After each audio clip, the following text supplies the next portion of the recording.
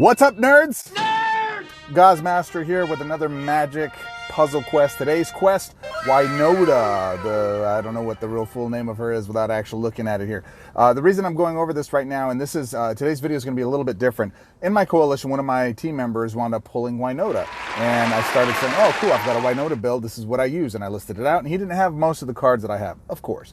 So I decided to go through and start with our conversation back and forth. He may even be communicating down here. Look for down here for a chat between us. What cards he has and he doesn't. So we've got it pretty close to what build he may have, and this is the version that I put together using what mostly cards that I think he should have, and I think it's a good first starter deck. So my build consists of Winota, Vadrock, okay, the mutate card. He has Vadrock. You may not have Vadrock. Feel free to put any mutate card inside of this that you'd like, including Vadrock, including Splendor Mare, which I do have in this deck because I'm just going to give everybody lifelink. And I also run Urza, so I run Winota, Vadrock, and Urza. I get all three creatures on the board, and then I can use any new Vadrocks to mutate and draw Stitch of Time back from my graveyard, take multiple turns.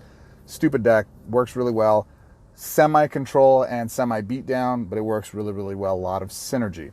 A great replacement for Urza, which is a masterpiece, if you don't have it, is Knight of the White Orchid. It's a 14 first strike defender, right? 4/4 human knight, white creature. When this creature enters the battlefield, convert 5 gems to white. Perfect, love that. Well, we want to get as many of these on the board as we possibly can. Now, two more cards he has Repeated Reverberations and he has Chord of Calling. There's a combo with Vadrock. If you use this correctly, you mute Chord of Calling, you power it up, you cast Repeated Reverberation, you go fetch. The first one should be, if you don't have a creature on the board, you go fetch whatever creature you want. In this case, we're going to pull Knight of the White Orchid. Second creature you get is Vadrock. You mutate Knight of the White Orchid. Got it?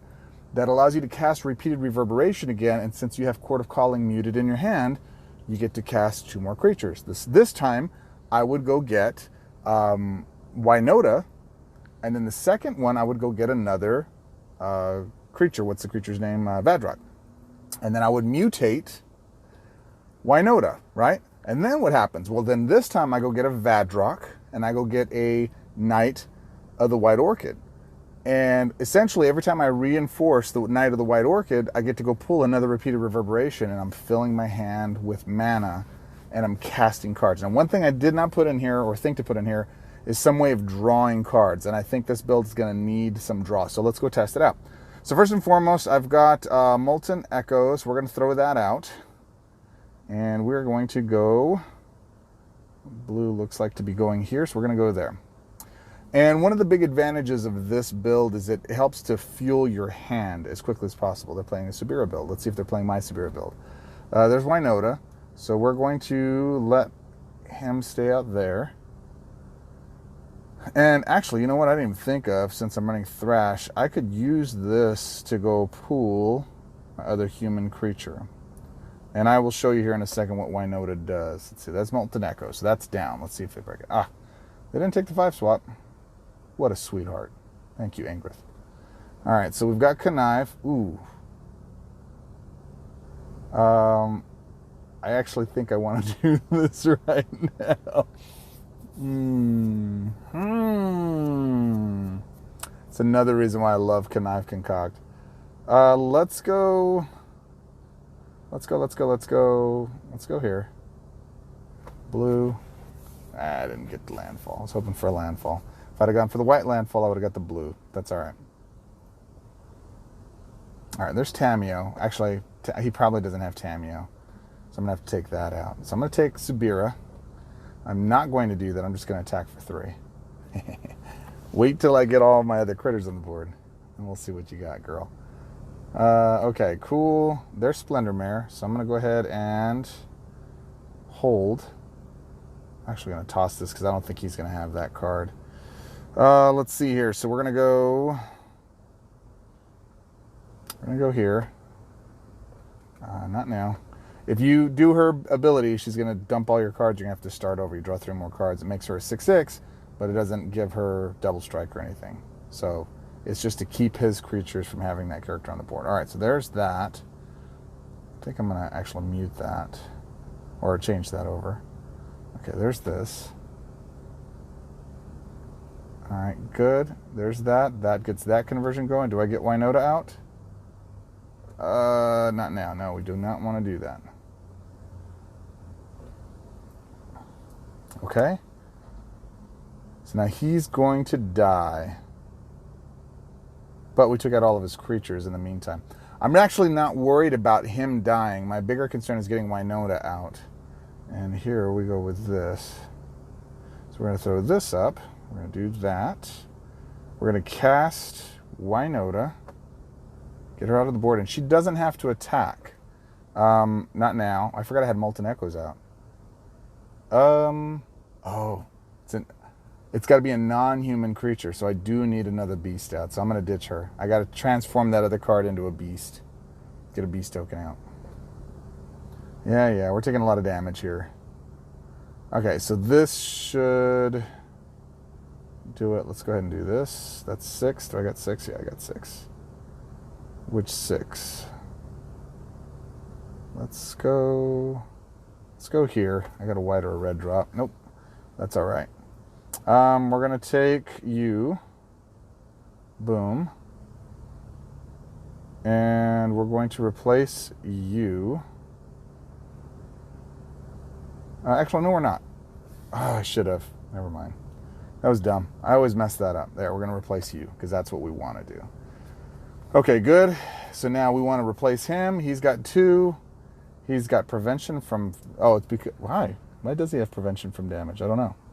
He's going to take out that first critter, and he's going to block against the second critter, but we're not going to take any more damage because of it. Now I need to get lifelink to him. Oh, why isn't he blocking? He was muted for some reason. He was stalled out there. Let's do this. All right, so there he is. Cool. Why didn't it...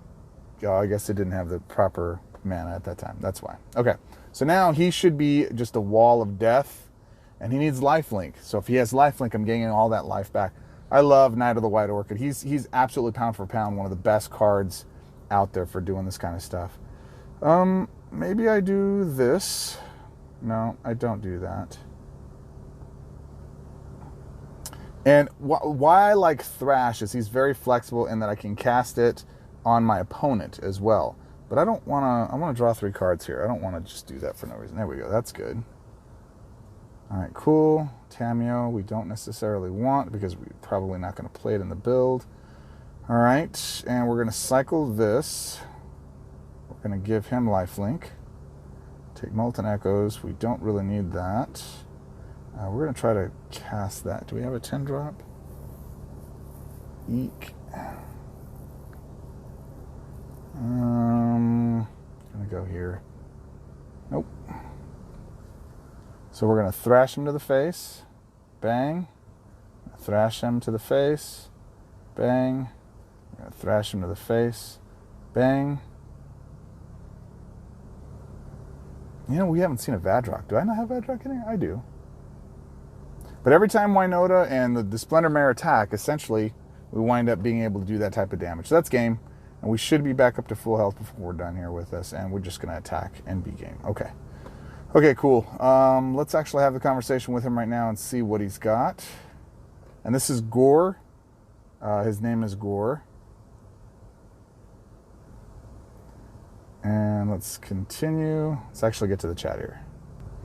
Okay, so here we are in the chat. Let me show you some of the conversations going on here. So essentially it says, hey, got Winota. I'm still chasing Ugama. I'm not sure who that is. Song of Creation and Quartzwood Crasher. Winota is great. Do you have Urza or Vadrock? He says, I got Vadrock, but not Urza. Okay, so what other badass humans do you have?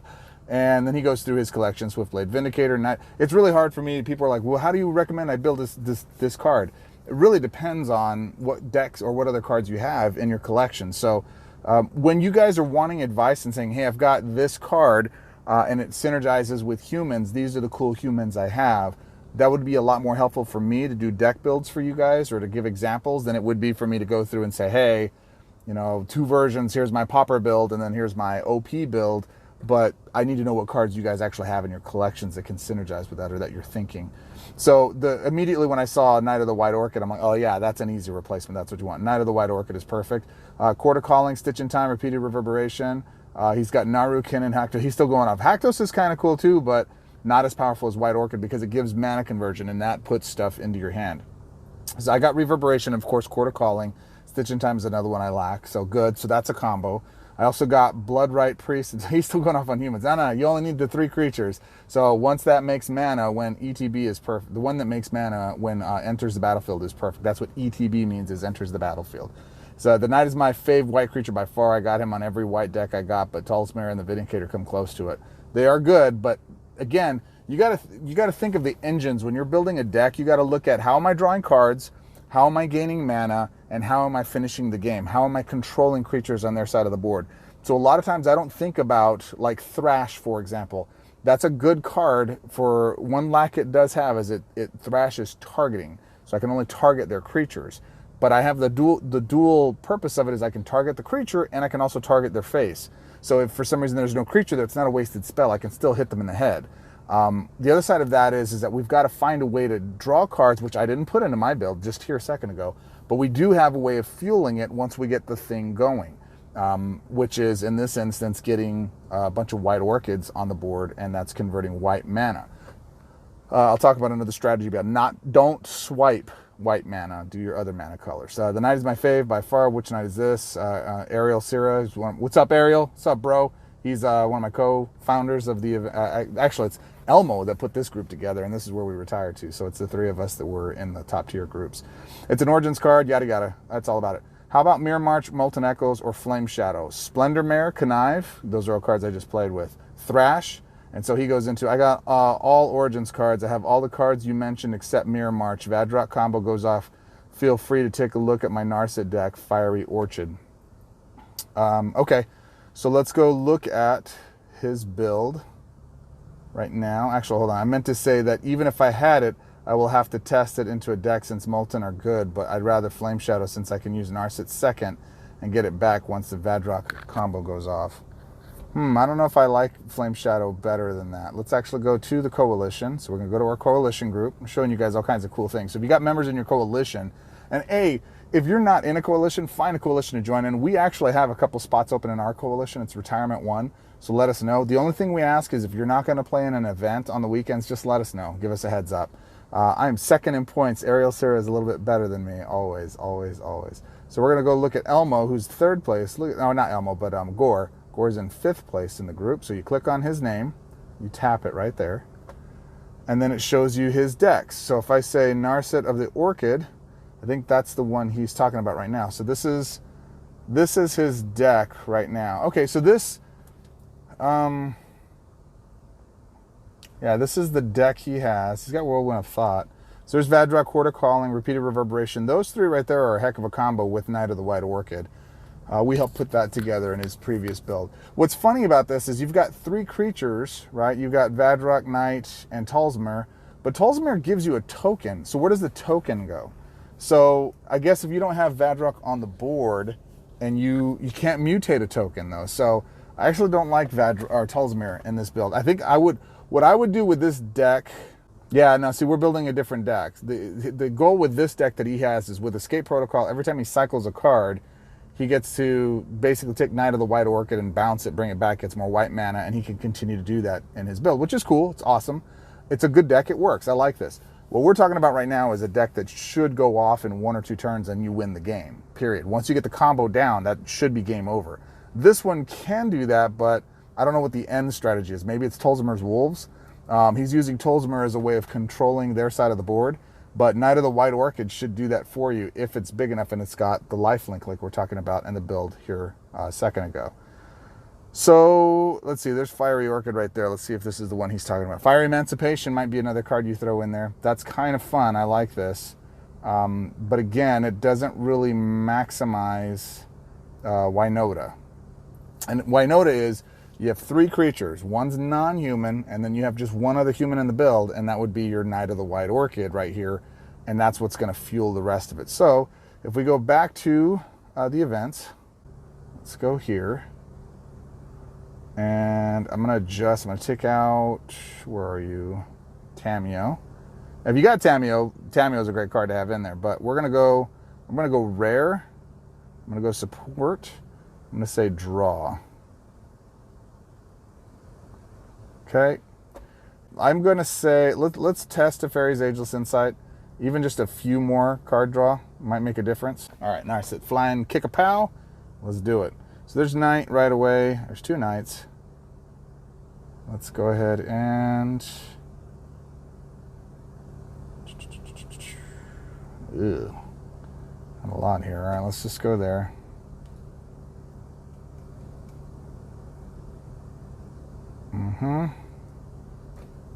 There's Teferi. I think we want to get that out. I think we want to get him out first. Let's do... Yeah, there it is. Didn't see that. That's a good one. One more. Now, the other strategy I was going to talk about, when you have a creature that converts mana, you typically want to avoid swiping that mana because you want it, when it enters the battlefield, you want it to hit the rest of those colors for you.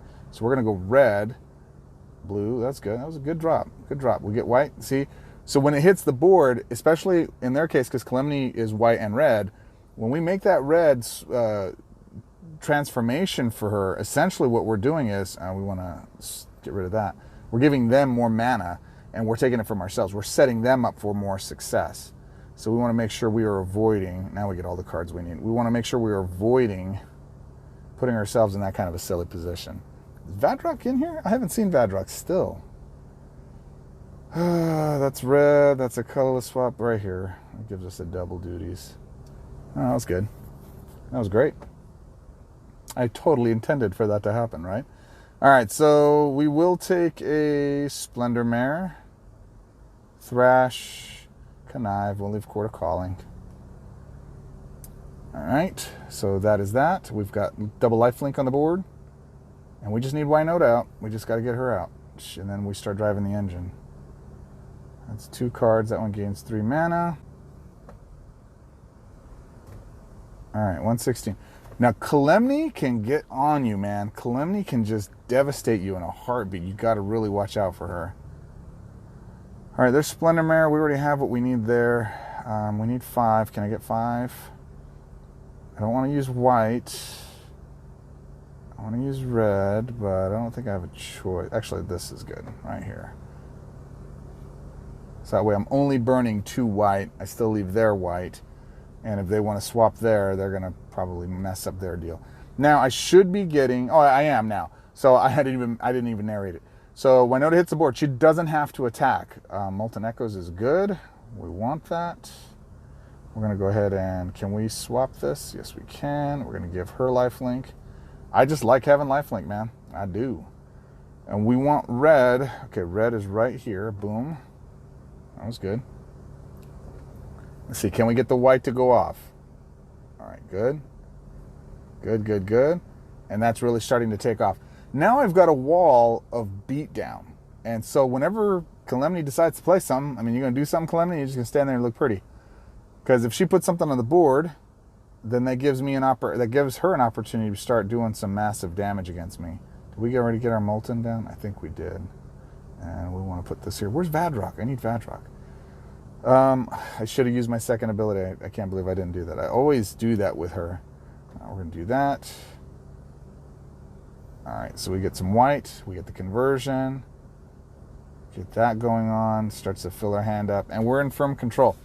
The challenge with this build is it doesn't give me a chance to... Well, if I had Vadrok, and if I had Court of Calling, and if I had the other one, Repeated Reverberation in my hand, it'd be great. I haven't seen any of those 3 cards in the entire time we've been doing this. All right, so there's a creature, and we gain the life, and he's dead because the Orchid is a beast of a wall right now. All right, so let's go do this thing.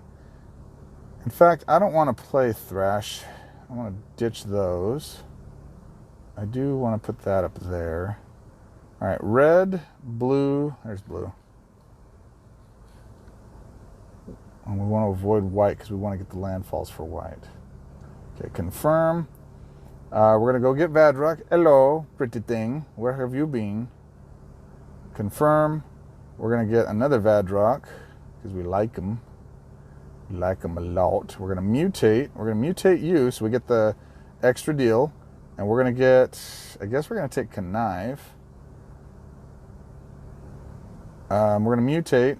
We're gonna put that on, oh, I guess we're gonna put it on Winota. We're gonna take another Connive because that lets us kind of sort through our deal there. And that's game. I mean, that's essentially how it should work. That was a little bit better of a combo. And that was even before we had the Molten, or not the Molten Echoes, but the Repeated Reverberation and the Quarter Calling. All right, well, it is what it is. So I like that. That's a solid build. Ways that I would improve that, obviously, Mirror March instead of Molten Echoes. Mirror March is beastly. It's going to be rotating out next month, but hey, whatever. Anything else I would do to the deck that would make it better? Okay, so this is the final build here. Winota, Chord, Vadrock, Connive, Knight of the White Orchid, Molten Echo, Splendor Mare, Repeated Reverberation, Thrash, Teferi's Ageless Insight. Teferi's did the job. It's a little bit higher price than I'd like it to be, but it is what it is. The final build that I have for my deck, that is what I basically win tournaments with, Winota, Urza, Song of Creation, of course, Tamiyo. I use Tamiyo in this instance to keep from the discard. Song makes you discard your cards. Tamiyo keeps those cards in your hand. And whatever that card is that keeps trying to discard gets half of its mana. So it's a great little combo together there that's a little busted. Quarter Calling, Stitch in Time. So when I go get Quarter Calling, and I don't use Repeated Reverberation. So whenever I go get a creature, I use that creature reinforced with, or mutated with Vadrock. Then I go and get Stitch in Time back and I recast that. So I just take all the turns. Mirror March, Embercleave. Embercleave I don't think fits in this build. It doesn't really need it. It's probably something I would take out for something else. But then Connive and Vadrock, those are the two engines. But the core engine is Winota, Urza, Vadrock, Song, Tamiyo drives the thing. That's what gains, that's what draws cards and gives them mana. I hope you enjoyed this, my friends. This is the way that you break Winota. Winota is a powerful card. If you can grab her, use her. She is absolutely devastating against your opponents. And especially if you have the Vadrock, Knight, Tamiyo, Chord, Stitch, Mirror, Vadrock, Connive, Knight, and then Repeated Reverberation. I like it. It's fun. What do you think? How do you guys break Winota? Let me know in the comment section below. I'm adventuring out here. I'm on a quest to help you build the best decks you possibly can, but it's ridiculous to quest alone, my friends. I'd love you to join the party. Subscribe, like, comment, join our group, help us quest as best we can. Until our next adventure, my friends, it's truly appreciated. Swords up. I'll see you on our next joint adventure.